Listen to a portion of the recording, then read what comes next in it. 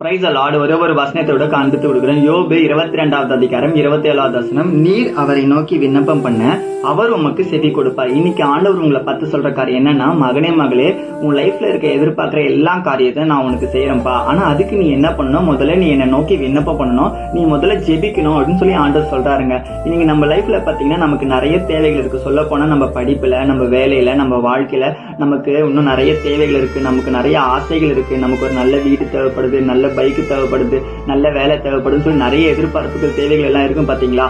அது எல்லாத்தையுமே ஆண்டவர் உங்க வாழ்க்கையில செய்யறாராமா. ஆனா அதுக்கு நீங்க என்ன பண்ணணும்? ஜெபிக்கணும்னு சொல்றாருங்க.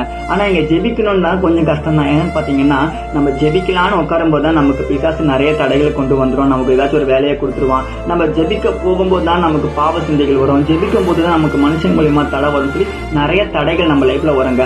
அந்த தடையெல்லாம் மீறி நீ ஜபத்துல என் கூட உண்மையா நீ இருக்கும்போது, என்னோட கூட ஜபத்துல நீ இருக்கும்போது உன் வாழ்க்கையில நீ எதிர்பார்க்கிற காரியத்தை நான் செய்யறேமான்னு சொல்லி ஆண்டவர் சொல்றாருங்க.